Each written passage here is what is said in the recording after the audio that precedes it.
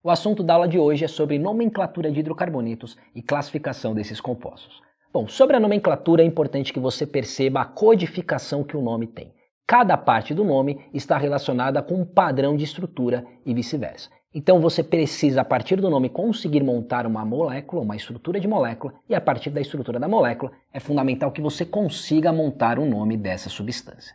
Bom, essa nomenclatura tem três partes fundamentais: o prefixo, o infixo e o sufixo. O prefixo te fala a quantidade de carbonos, o infixo o tipo de ligação e o sufixo a função orgânica. Então veja na tabela que se você tiver um composto com um carbono, o prefixo é met. Com 2 carbonos, o prefixo é et e assim sucessivamente. Se você só tiver ligações simples, o infixo é an, se você tiver uma dupla é en e assim sucessivamente. E a função orgânica é um padrão de estrutura que você consegue subclassificar os compostos orgânicos. Por enquanto, o nosso destaque é para os hidrocarbonetos e o sufixo dos hidrocarbonetos é o.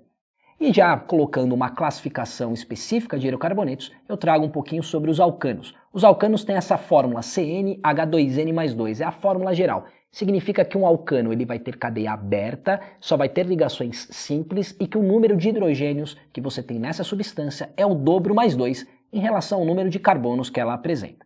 Em relação ao nome, eu trouxe um exemplo. Essa molécula tem 3 carbonos. Olhando a tabela acima, você vai ver que o código para 3 carbonos é prop. As ligações entre os carbonos são simples, então o infixo é an.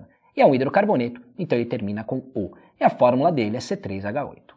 Pensando já nos alcenos, que são hidrocarbonetos que têm uma dupla e cadeia aberta, o padrão é CnH2n, isso significa que os hidrogênios têm o dobro em quantidade em relação aos carbonos. Se você olhar aí, eu coloquei duas estruturas para vocês, o but1eno e o but2eno. But significa são 4 carbonos. En você tem uma dupla ligação. E o que esse número 1 e esse número 2 fazem aí? De fato, o 1 e o 2 posicionam a dupla. Se você tem uma dupla entre os carbonos 1 e 2, você tem que falar que a dupla está no carbono 1. Se você tem uma dupla entre os carbonos 2 e 3, você tem que falar que ela está no carbono 2, sempre usando os menores números possíveis.